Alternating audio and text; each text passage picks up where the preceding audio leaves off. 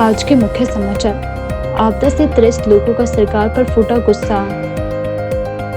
कुल्लू में नशा कारोबार पर पुलिस का शिकंजा। जयराम ठाकुर ने घायल कानूनगो पटवारी से की मुलाकात। मंडी जिले में एचआरटीसी बस हादसा। मलोट बीट के जंगलों में खैर के पेड़ों की अवैध कटाई। एसआईआर लोकतंत्र को मजबूत करने की प्रक्रिया, डॉक्टर राजू बिंदल। सेना है तो हम हैं, 78वें सेना दिवस पर शिमला में गर्जा गर्व। एचआरटीसी यूनियन ने दी प्रदेशव्यापी आंदोलन की चेतावनी। शिमला में साइकिलिंग को मिलेगा बढ़ावा। अब समाचार विस्तार से।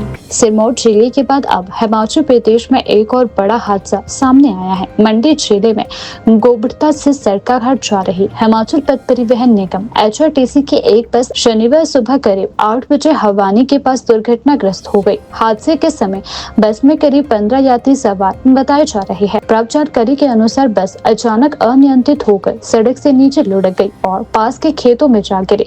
हादसे में बस चालक को अधिक चोटें आई है, जबकि कुछ यात्रियों को मामूली चोटें आई है। राहत की बात यह रही कि बस में सवार अधिकांश यात्री पूरी तरह सुरक्षित बताए जा रहे हैं। हादसे के कारणों का अभी तक पता नहीं चल पाया है। दुर्घटना की सूचना मिलते ही स्थानीय लोग मौके पर पहुंचे। ग्रामीणों ने बस में फंसे यात्रियों और चालक को बाहर निकाला। इसके बाद सभी घायलों को निजी वाहनों के माध्यम से नजदीकी अस्पताल पहुंचाया गया। डीएसपी सरकाघाट संजीव गौतम ने हादसे की पुष्टि करते हुए बताया कि पुलिस मामले की जाँच कर रही है। उन्होंने कहा कि घायलों को उपचार के लिए सरकाघाट अस्पताल ले जाया गया है, जहां उनका इलाज चल रहा है। हादसे के पीछे तकनीकी खराबी थी या किसी अन्य कारण से बस अनियंत्रित हुई है, इसकी जांच की जा रही है। गौरतलब है कि प्रदेश पर लगातार सामने आ रहे बस हादसों ने एक बार फिर परिवहन व्यवस्था और सड़क सुरक्षा पर सवाल खड़े कर दिए हैं। पहाड़ी क्षेत्रों में तंग सड़कों और मौसम की मार के चलते इस तरह की दुर्घटनाओं का खतरा हमेशा बना रहता है। स्थानीय लोगों ने प्रशासन से मांग की है कि ऐसे संवेदनशील मार्गों पर सुरक्षा के पुख्ता इंतजाम किए जाए ताकि भविष्य में इस तरह की घटनाओं से बचा जा सके। फिलहाल पुलिस के द्वारा मामले की गहनता से जांच की जा रही है। वहीं घायलों की स्थिति पर प्रशासन लगातार नजर बनाए हुए है।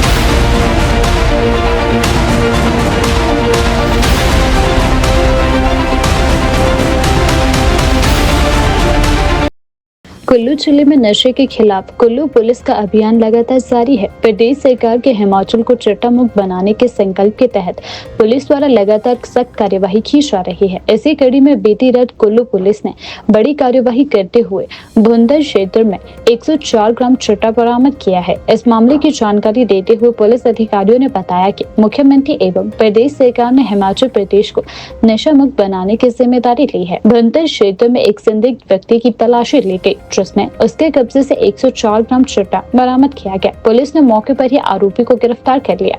आरोपी की पहचान निखिल शर्मा, जो 32 वर्षीय है। पुलिस रिकॉर्ड के अनुसार निखिल शर्मा के खिलाफ पहले भी एनडीपीएस एक्ट के तहत 2 मामले दर्ज किए गए हैं, जिससे यह स्पष्ट होता है कि आरोपी पहले भी नशा कारोबार में संलिप्त रह चुका है। तलाशी के दौरान पुलिस ने आरोपी के पास से 21,000 रुपए नकद भी बरामद किए हैं। पुलिस ने यह भी बताया कि आरोपी के साथ एक पंजाब का व्यक्ति भी शामिल है। उसे हिरासत में लेकर पुलिस के द्वारा कार्यवाही की जा रही है। साथ ही यह भी पता लगाया जा रहा है कि आरोपी का नेटवर्क कहां तक फैला हुआ है और इसमें कौन कौन लोग शामिल हो सकते हैं। पुलिस का कहना है कि नशे के खिलाफ अभियान में किसी भी तरह की ढिलाई नहीं बरती जाएगी। जिले में नशा तस्करों, सप्लायर्स और नशे के नेटवर्क से जुड़े हर व्यक्ति पर सख्त नजर रखी जाएगी। पुलिस ने आम जनता से अपील की है कि यदि कहीं भी नशा तस्करी या नशे से संबंधित गतिविधियों की जानकारी मिले तो तुरंत पुलिस को सूचित करे ताकि समय रहते कार्यवाही की जा सके। फिलहाल पुलिस ने आरोपी के खिलाफ NDPS एक्ट के तहत मामला दर्ज कर लिया है और आगे की जांच की जा रही है। पुलिस यह भी जांच कर रही है कि बरामद चिट्टा कहां से लाया गया था और इसे कहां सप्लाई किया जाना था। कुल मिलाकर कुल्लू पुलिस की यह कार्यवाही नशे के खिलाफ चल रहे अभियान में एक बड़ी सफलता मानी जा रही है। जैसा कि आपको पता है कि माननीय मुख्यमंत्री हिमाचल प्रदेश को चिट्टा मुक्त बनाने की जो प्रतिबद्धता है, जिसके लिए माननीय मुख्यमंत्री ने जो दृढ़ संकल्प लिया है हिमाचल की युवा पीढ़ी को चिट्टा मुक्त करने के लिए, उसी कड़ी में आज कुल्लू पुलिस ने भूंतर में 104 ग्राम चिट्टे की एक बड़ी खेप पकड़ी है। ये स्थानीय व्यक्ति जिसका नाम निखिल शर्मा है, इसकी उम्र 32 साल है। इसके खिलाफ पहले भी पुलिस थाना कुल्लू में और भूंतर में NDPS के 2 मुकदमे दर्ज हैं। आज प्रातः ये गुप्त सूचना के आधार पर पुलिस ने स्थानीय होटल में रेड करी थी। वहां ये व्यक्ति जो था, इससे जब इसको पकड़ा गया और साथ में इसके साथ एक और व्यक्ति था जो पंजाब का निवासी है, उसके बारे में भी पता चला है कि उसके खिलाफ वहां भी एक केस दर्ज है। साथ में एक इलेक्ट्रॉनिक वेइंग मशीन भी मिली है और इसके अतिरिक्त 21,000 रुपया जो है वो कैश भी इनसे बरामद किया गया है। तो पुलिस ने NDPS की धारा 21 और 29 के तहत मुकदमा दर्ज करके आगामी कार्रवाई शुरू कर दी है। इनके बैकवर्ड और फॉरवर्ड लिंक की भी जानकारी ली जा रही है। फाइनेंशियल इन्वेस्टिगेशन भी की जाएगी और इसके अतिरिक्त यहाँ कौन कौन लोग इसमें संलिप्त हैं उसके बारे में पूरी जानकारी ली जा रही है। आरोपियों की पहचान है, नाम बता। हाँ, जो स्थानीय व्यक्ति उसका नाम निखिल शर्मा सन ऑफ श्री प्रेमचंद है और जो लुधियाना निवासी है उसका नाम शिव कुमार सुपुत्र श्री सुखदेव सिंह है। एड्रेस मकान नंबर 75 मंगली नीची।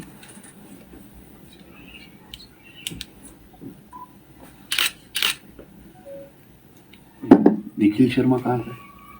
ये निखिल शर्मा जो है गांव पारला भूंतर, डाका व तहसील भूंतर। इसके अतिरिक्त अभी इसी साल की मैं बात करूं तो ये जो अभी रिसेंटली हमने 25 ग्राम चिट्टे का मुकदमा दिया है भूंतर में, एक 72 ग्राम का दिया है और आज ये 104 ग्राम जो है वो चिट्टा जो है रिकवर हुआ। जिला मंडी के सैन मोहल्ला में बीते वर्षों आई आपदा के बाद अब हालात सामान्य न होने पर स्थानीय लोगों का गुस्सा फूट पड़ा।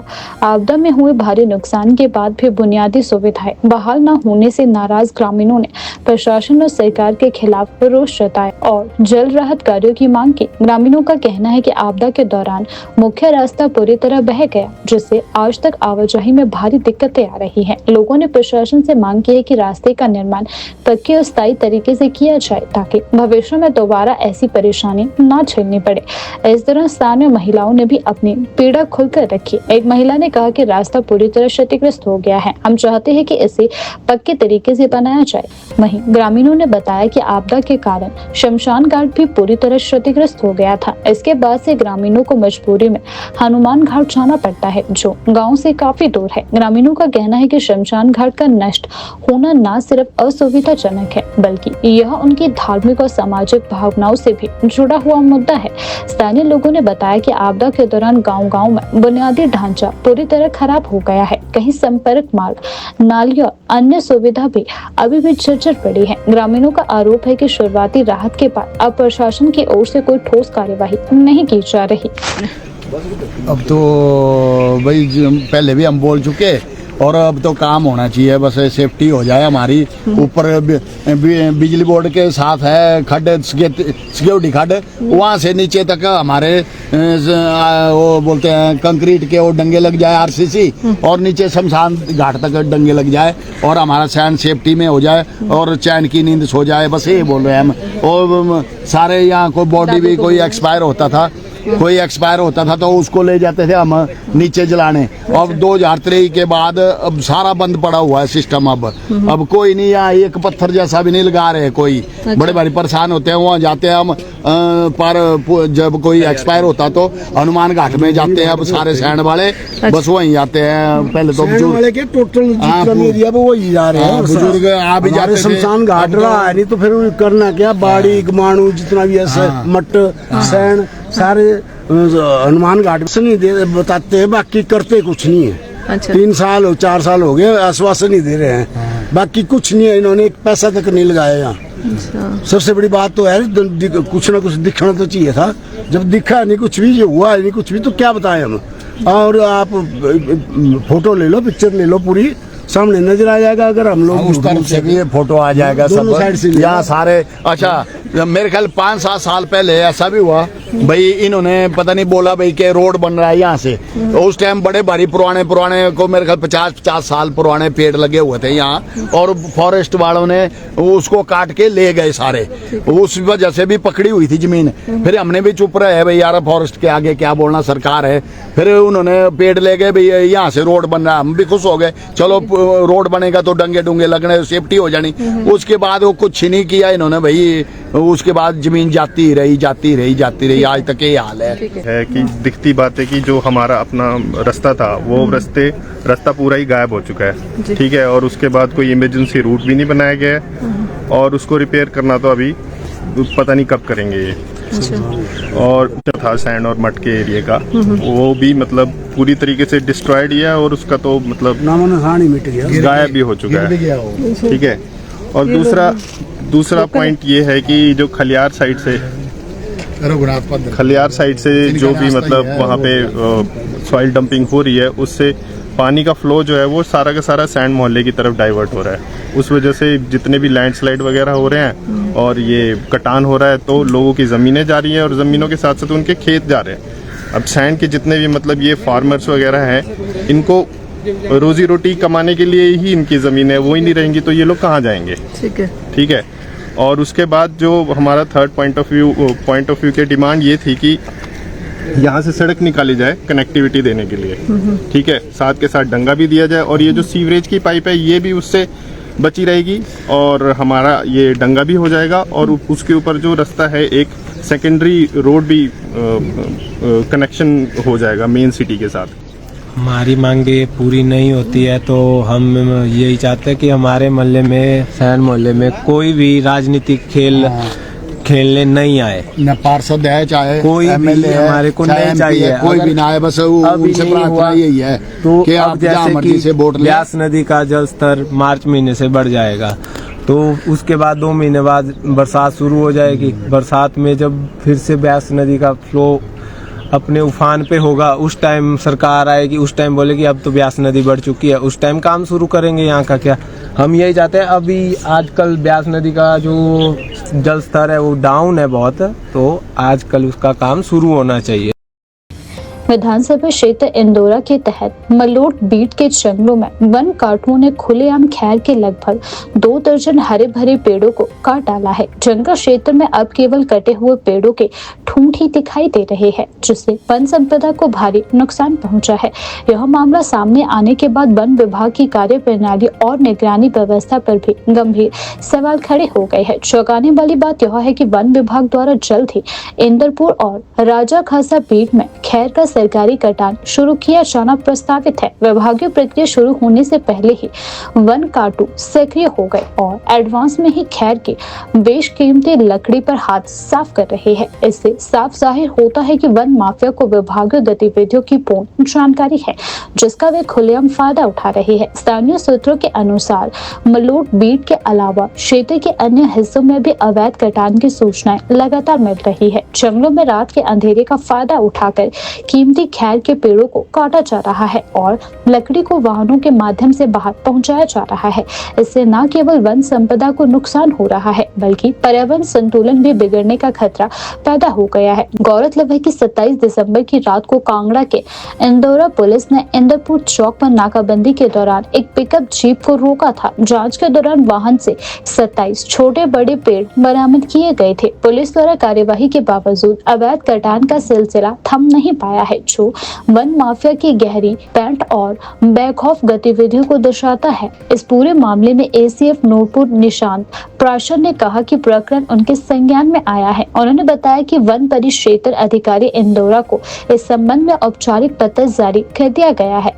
अवैध कटान कैसे हुई और किन परिस्थितियों में इतने बड़े पैमाने पर खैर के पेड़ काटे गए, इस पर जवाब तलब किया जाएगा। दोषों की पहचान कर उनके खिलाफ कड़ी विभागीय और कानूनी कार्यवाही की जाएगी। स्थानीय लोगों का कहना है कि यदि समय रहते सख्त कदम नहीं उठाए गए तो वन माफिया इसी तरह जंगलों को नुकसान पहुंचाते रहेंगे। लोगों ने वन विभाग और पुलिस प्रशासन से मांग की है कि जंगलों में गश्त बढ़ाई जाए, रात के समय विशेष निगरानी रखी जाए और अवैध कटान में संलिप्त लोगों पर सख्त से सख्त कार्यवाही की जाए ताकि बहुमूल्य वन संपदा को बचाया जा सके।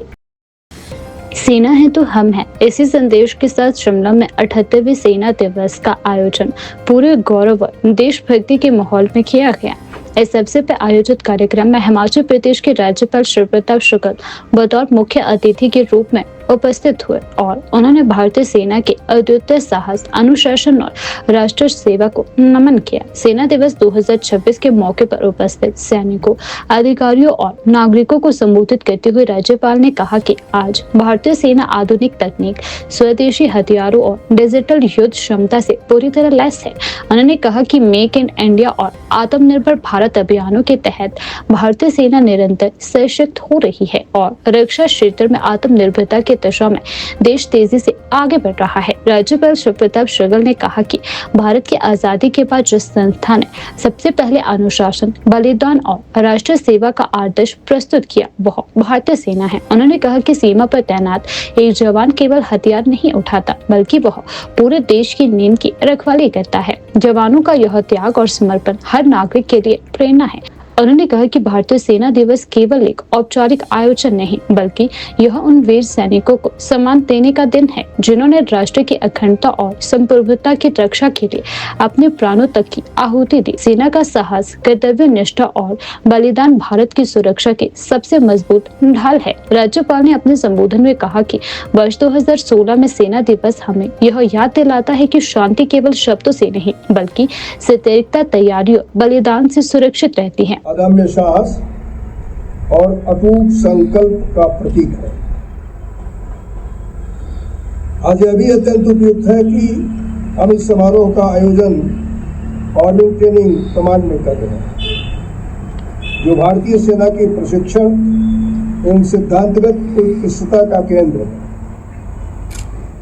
भविष्य के युद्ध क्षेत्रों की जटिल चुनौतियों को ध्यान में रखते हुए आर्मी ट्रेनिंग कमांड द्वारा दिए जा रहे यथार्थपरक, तकनीक सक्षम एवं बहुआयामी प्रशिक्षण से भारतीय सेना सदैव तैयार और सक्षम बनी हुई है।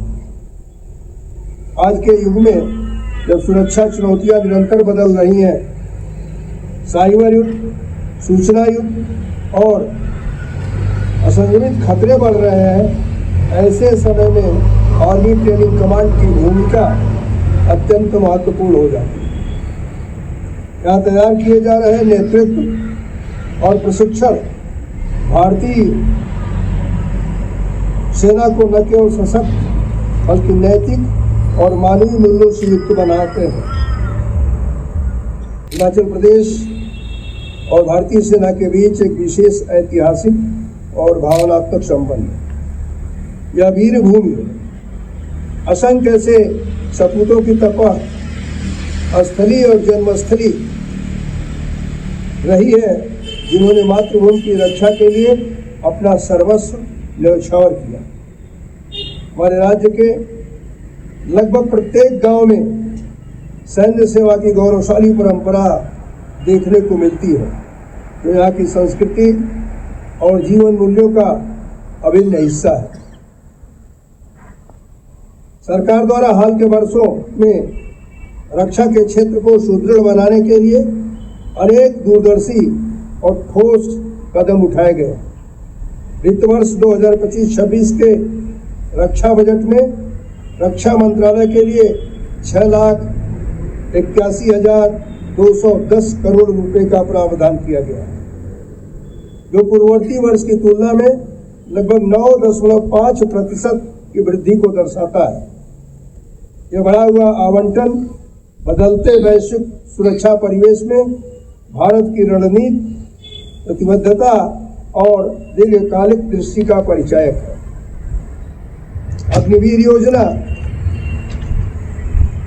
अग्निवीर योजना के माध्यम से सेना में युवा ऊर्जा का समावेश हुआ है।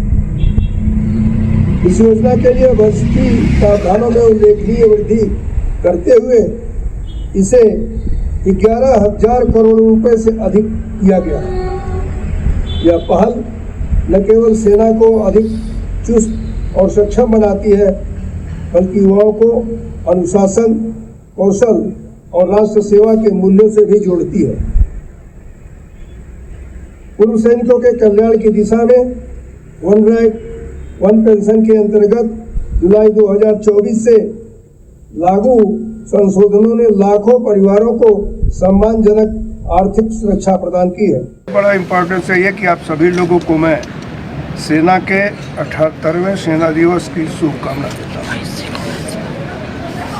मेरा ख्याल है कि आपका जवाब इसी में,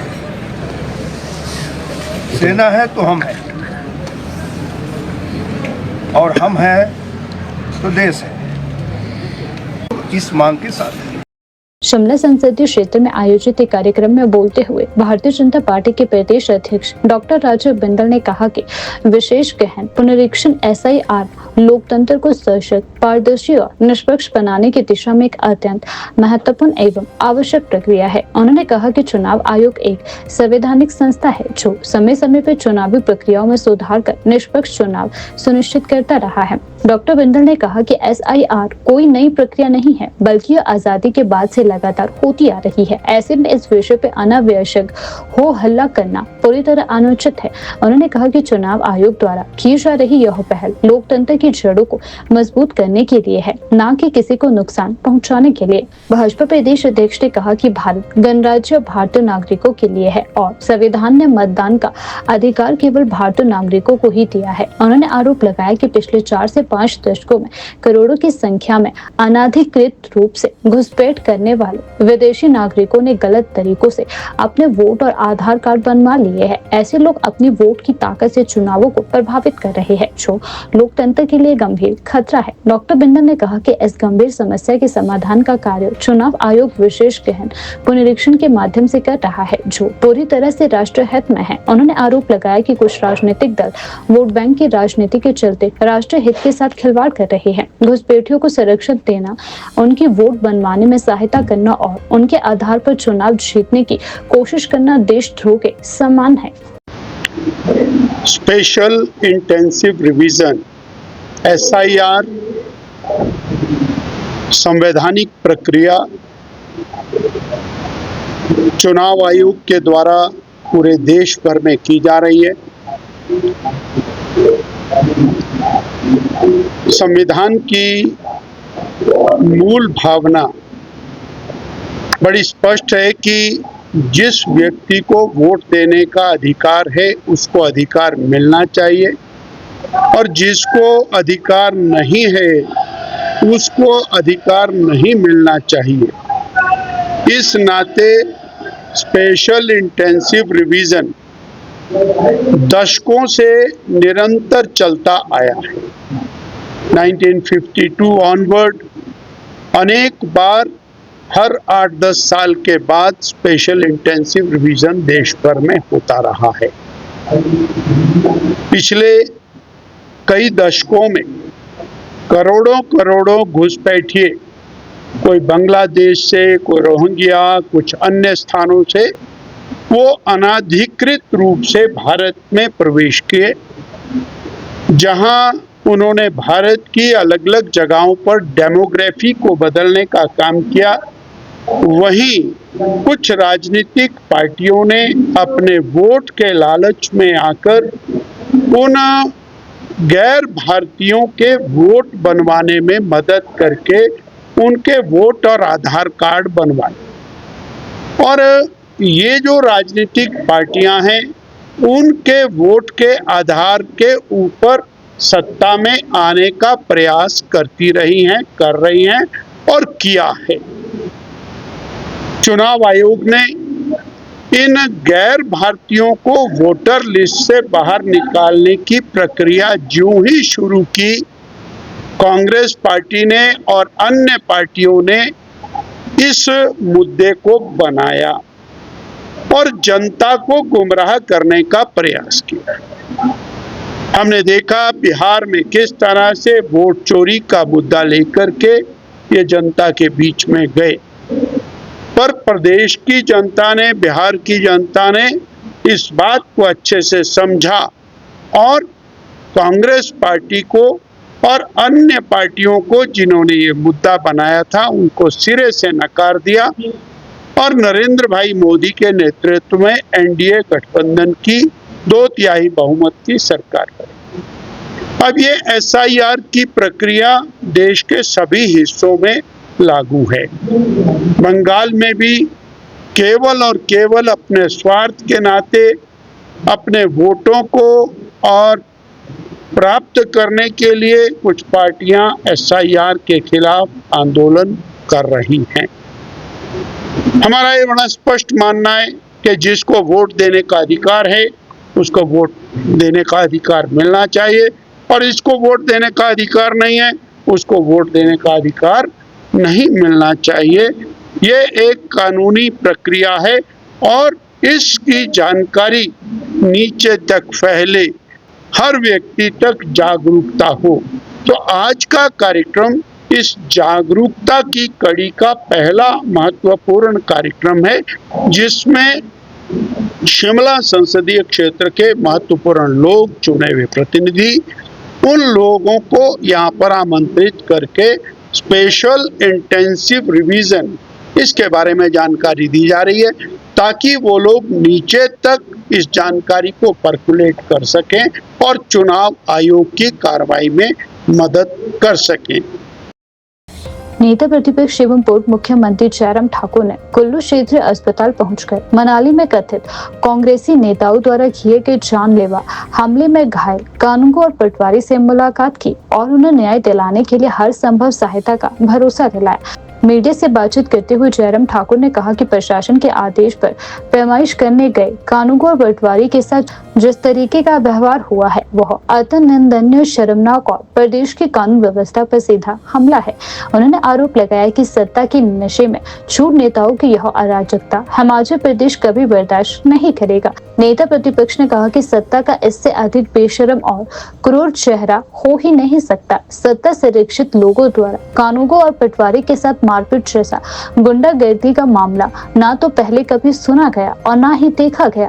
उन्होंने आरोप लगाया कि कांग्रेस का एक सत्ता संरक्षित नेता पहले प्रशासन के आदेश पर समन लेकर अधिकारी को धमकाता है और बाद में पैमाइश करने पहुंचे कानूनगो व पटवारी को दौड़ा कर पीटता है तथा उन पर जानलेवा हमला करता है, जो हर दृष्टि से एक जघन्य अपराध है। जयराम ठाकुर ने कहा कि सत्ता के संरक्षण में कुछ लोग इतने बेकाबू हो गए हैं कि प्रदेश की संस्कृति, परंपराओं और कानून का सम्मान करना ही भूल चुके हैं। उन्होंने आरोप लगाया कि सत्ता का नशा कांग्रेस नेताओं के सिर चढ़कर बोल रहा है।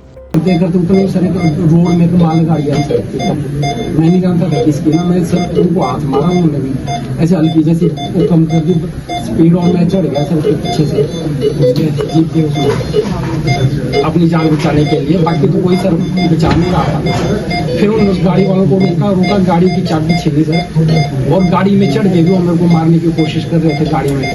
फिर जैसे कैसे मैं भागा सर, मेरे कपड़े जाते हुए गए सर, रात गए कपड़े और मेरे साथ साथ मेरा रेवन्यू रिपोर्ट था, हम गए थे सर अपनी खुद की गाड़ी में, मेरी गाड़ी भी वहाँ पे रेवन्यू रिपोर्ट था सर, जमाबंदी लट्ठा वगैरह सारा बनी सर, मेरे को भी पता नहीं सर वो किस हालत में है।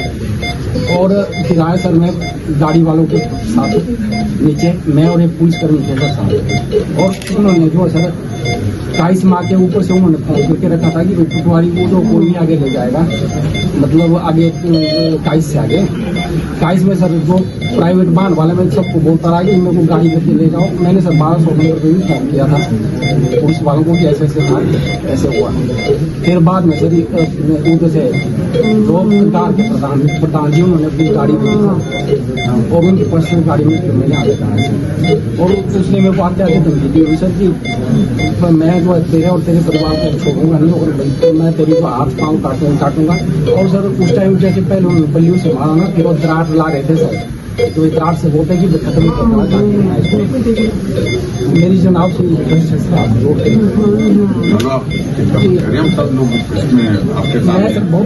अरसे से इस बात को कह रहे हैं कि हिमाचल प्रदेश में जो सरकार का जो काम करने का तौर तरीका है, और उस काम करने के तौर तरीके से एक बात तो साफ है कि कोई मरता है मरे, जीता है जिए, कोई लेना देना नहीं है।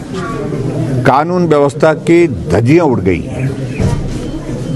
और ये आज मैं यहाँ कुल्लू में आकर के ये उदाहरण देख रहा हूँ। ये घटना हम सुनते थे उन प्रदेशों में जहाँ क्राइम रेट बहुत ज़्यादा होता था।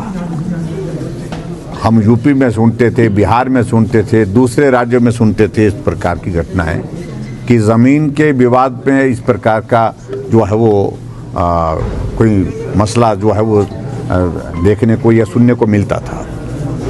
अब यहाँ जहाँ पटवारी को, कानगो को आदेश हुआ था तहसीलदार की ओर से डिमार्केशन के लिए, डिमार्केशन करने के लिए वहाँ पर जिस आदेश के मुताबिक वहाँ पर साइट पर गए, और एक नेता सत्ता पक्ष का पहले तो जब समन दिया गया बताया कि उस वक्त ही उनको ही धमकी दी जो कोई डेली वेजेस पर था या आउटसोर्स पर था, जो लड़का जिसने समन उनको सप्लाई किया उसको भी धमकी दी।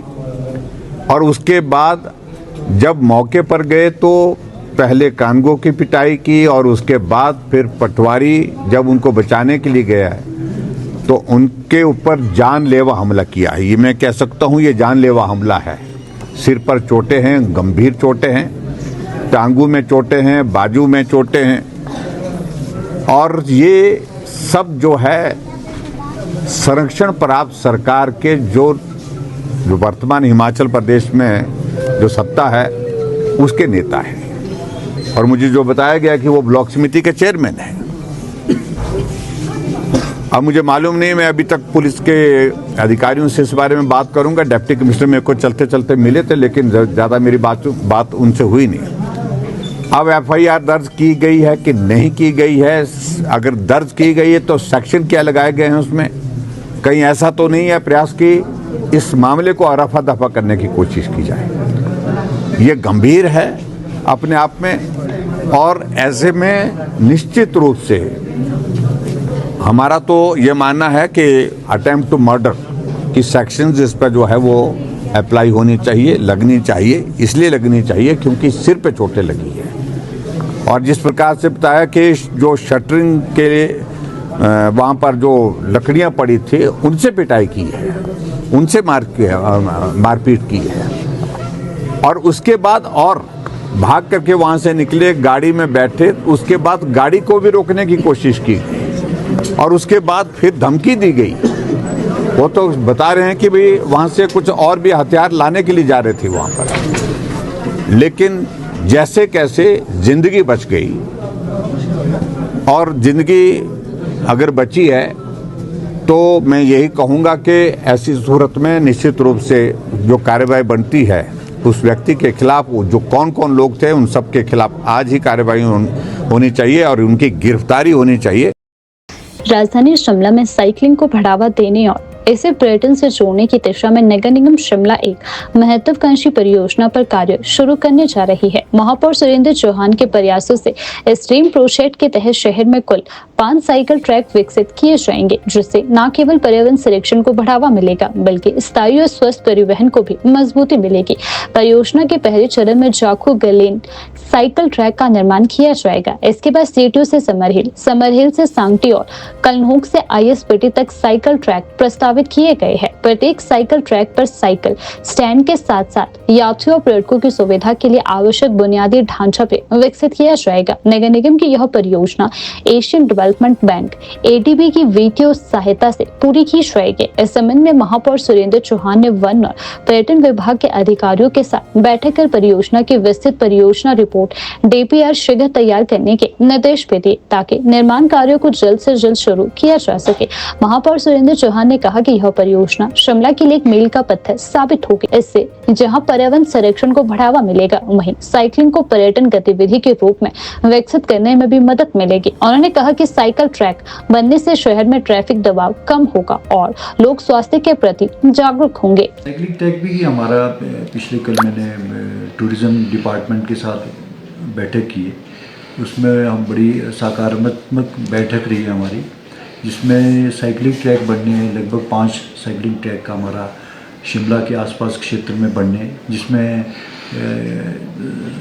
इसको एडवेंचर स्पोर्ट्स के नाम पे हम कहेंगे। और शिमला में हमारे छोटा शिमला, सीटीओ और समरहिल और इनको साइकिलिंग स्टैंड हम जल्द बनाने जा रहे हैं, ताकि जो जिनके पास साइकिल है वो जब इधर बाज़ार की तरफ आएँ या माल रोड या कहीं जाएँ तो वो अपना साइकिलिंग स्टैंड, अपने गाड़ी स्टैंड जो है साइकिल लगा सकते हैं। और हम अपनी तरफ से भी एक कोशिश ये कर रहे हैं कि हम साइकिल्स दें लोगों को। जैसे पुराने समय में संजौली से लक्कड़ बाजार तक साइकिलिंग चलती थी, तो मैं चाहता हूँ कि वो दोबारा से उसमें हम काम करना चाह रहे हैं। तो इसके पीछे मकसद ये है कि ज़्यादा से ज़्यादा शिमला की खूबसूरती और जो हमारे साइकिलिंग ट्रैक है वो बड़े अच्छी लोकेशंस पे बने और बहुत अच्छे हैं।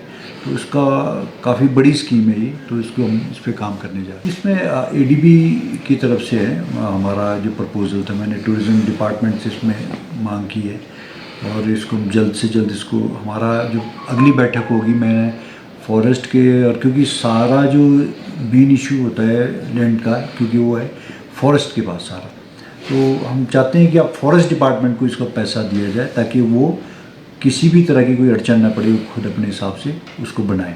तो मैंने पिछले कल भी उनके साथ बैठक की है। आने वाले दिनों में फॉरेस्ट डिपार्टमेंट और ईडीबी के सभी अधिकारियों को भी मैं यहाँ अपने ऑफिस में बुला करके अगली बैठक जल्द और करेंगे। शिमला में आयोजित पत्रकार वार्ता में एचआरटीसी ड्राइवर कंडक्टर यूनियन के अध्यक्ष मान सिंह ठाकुर ने परिवहन विभाग और आरटीओ पर निजी बस ऑपरेटरों को लाभ पहुंचाने का आरोप लगाया। उन्होंने कहा कि एचआरटीसी के वर्षों पुराने रूट और टाइमिंग में मनमाने बदलाव कर निजी बसों को 4 से 5 मिनट पहले का समय दिया जा रहा है, जिससे निगम को भारी नुकसान हो रहा है। उन्होंने नाहन, कालाअंब और तिलोकपुर रोड का उदाहरण देते हुए कहा कि 40 वर्षों से चल रही एचआरटीसी की 11:57 बजे की बस से पहले निजी बस को 11:52 का समय देना नियमों का उल्लंघन है। मान सिंह ठाकुर ने चेतावनी दी कि यदि नीतियों में सुधार नहीं हुआ तो यूनियन पूरे प्रदेश में बसें खड़े कर देगा। उन्होंने सरकार से सवाल किया कि जब एचआरटीसी को समय पर वेतन, पेंशन और बकाया नहीं मिल रहा है तो निजी ऑपरेटरों को लाभ क्यों दिया जा रहा। साथ ही उन्होंने चेतावनी दी कि यदि नीतियों में सुधार नहीं हुआ तो यूनियन प्रदेश भर में बसें खड़े कर आंदोलन करेगा। एम्प्लॉइज की वहाँ रोक-टोक हुई, मैं आपका ध्यान वहाँ ले जाना चाहता हूँ। सबसे बड़ी चूक जो है वो आरटीओ की है। हमारी गाड़ी 40 सालों से नाहन, कालाअंब, त्रिलोकपुर चलती है, उनसे मिले हुए हैं। पहले तो इसमें मेरा जहाँ तक नॉलेज है कि किसी को भी टाइम टेबल दिया जाता है, पहले उसको ट्रायल के लिए चलाया जाता है, 8 या 10 दिन उसको ट्रायल पे चलाया जाता है। कहीं ऑब्जेक्शन होता है तो उसको एडजस्ट किया जाता है। वैसा कुछ नहीं किया गया, उसको 11:52 का टाइम दे दिया। 11:57 का हमारा है, 40 सालों से हमारा टाइम है। ये मैं नाहन क्षेत्र की बात नहीं करूँगा, पूरे हिमाचल प्रदेश के जितने भी आरटीओ हैं, हमारे रूटों को इसी तरह क्रैश करते हैं। ये देखते हैं कि किस रूट पे ज़्यादा सवारी है, उसके आगे 5 मिनट प्राइवेट को टाइम दे देते हैं और हमारी गाड़ियों को ख़त्म कर देते हैं। मैं ये भी नहीं कहना चाहूँगा कि आरटीओ साहब टाइम ना दें, वो किस आधार पर दे रहे हैं वो दें, लेकिन एचआरटीसी की दशा को भी देखे हो। एचआरटीसी के वर्कर को आज सैलरी के लाले पड़े हुए हैं। एचआरटीसी के वर्कर जो एम्प्लॉइज रिटायर हुए उनको पेंशन नहीं मिल रही है।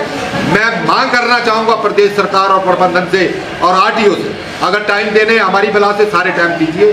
जब 11:52 पे वो चलेगी तो 2-3 मिनट वो खा के जाएंगे, 55 पे हो तो हमारी गाड़ी तो बंद होगी। तो बंद होगी, गाड़ियाँ बंद करवाइए आप, लेकिन हमारी जो सैलरी, हमारे ड्यूजों की जिम्मेवारी सारी आरटीओ ले, अन्यथा हिमाचल पथ परिवहन निगम ड्राइवर यूनियन कड़े निर्णय लेगी। और ये ना सोचे कि नाहन के क्षेत्र में ही हम कुछ करेंगे, हम पूरे हिमाचल प्रदेश में अपनी गाड़ियाँ खड़ी करेंगे, ये बिल्कुल धंधा नहीं चलेगा। कम से कम एचआरटीसी के किसी हारन को तो पूछा जाए। पहले तो अगर प्राइवेट को आपने टाइम देना है तो एचआरटीसी के ऑपरेटर को भी पूछा जाए। अगर उसमें आरएम की भी गलती है तो उसके ऊपर भी एक्शन होना चाहिए। ये टाइम दिया कैसे गया? क्योंकि रणबीर बस के पहले भी टाइम है, वो पहले भी बदलवाते हैं, किस तरीके से बदलते हैं ये हमें तो इस बात का आज तक हमें पता नहीं चला। लेकिन आज मजबूर होकर हमें ये प्रेस कॉन्फ्रेंस करनी पड़ी, क्योंकि जहाँ जहाँ हमारे रूट फायदे के रूट है वहाँ प्राइवेट को 2 या 4 मिनट पहले टाइम दे दिया जाता है और एचआरटीसी की गाड़ी को बिल्कुल खत्म कर दिया जाता है, उसमें सवारी एक रहती है। और यही घाटे के कारण मैं प्रदेश सरकार को भी और प्रबंधन को भी और खासकर मैं आरटीओ साहब, जितने भी आरटीओ हैं उनसे मैं गुहार लगाना चाहूँगा कि आप सरकार का अन्न खाते हैं, कम से कम सरकार की ओर भी देखें। अगर आपने ये देखना नहीं है तो हमारे जितने ड्यूज है, पे है, चाहे पेंशन है, चाहे हमारे एरी है, चाहे हमारा जो भी ओवरटाइम नाइट 100 करोड़ बनता है, उसको आप इन टाइम हमें दिलाएं, जो मर्जी करते हैं।